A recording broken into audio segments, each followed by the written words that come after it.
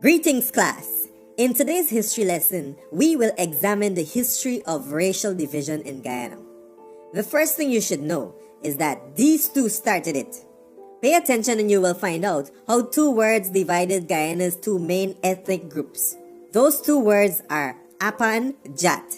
It means black man for black man, coolie for coolie. The published version of this story is different from the one my grandfather told me.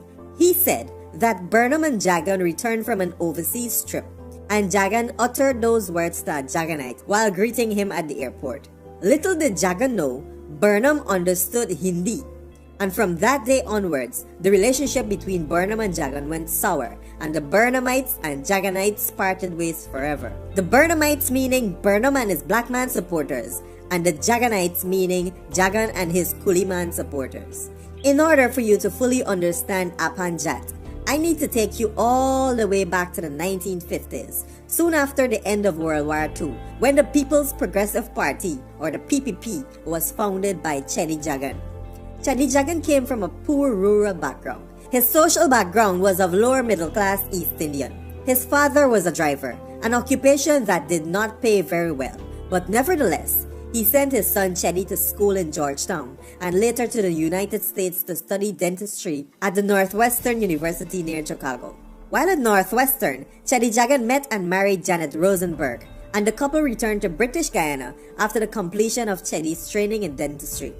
Lyndon Forbes Burnham came from more of a middle-class background. He was the son of a school teacher and lived in the Georgetown area. He was able to go to London and acquire a degree in law. When Burnham joined the PPP, he became the party's chairman. Yes, I know it sounds odd, but Burnham was the chairman of the PPP. Moving on. Before elections in 1957, a schism developed within the PPP. Burnham was demanding absolute leadership of the party, which the Jagans were unwilling to grant. Two factions of the PPP emerged as what I earlier described as Burnhamites and Jaganites. You can guess by now what strategy was used to contest in the election. Yes, Apan Jat. When the elections were held, the Jaganites won political control of the parliament, and the Burnhamites took their faction out of the PPP and formed the People's National Congress, or the PNC. During 1961 to 1968, there was social and political turmoil, which further divided the nation by race. And in the 1964 elections, the PNC won 40% of the votes and joined forces with a party called the United Force to govern as a coalition. In the 1968 elections, the Burnhamites claimed the majority of the seats in parliament and was able to govern without the support of the United Force, and so they did.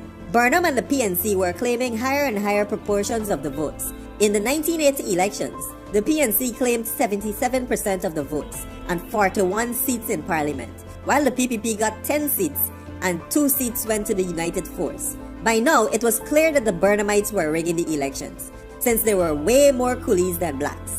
The Apan Jat ideology proliferated. Burnham then died while undergoing surgery in Cuba in 1980, and Desmond Hoyt took over. The PNC eventually lost control of the government, and the PPP reigned for 23 years until the PNC and friends took over again. And the bucket bend and the story end. Or is it? Do you think Apan Jat is still prevalent in our society? Be honest, do you think Granger loves coolie people? Comment below. Mudwater, boom out! Hold up.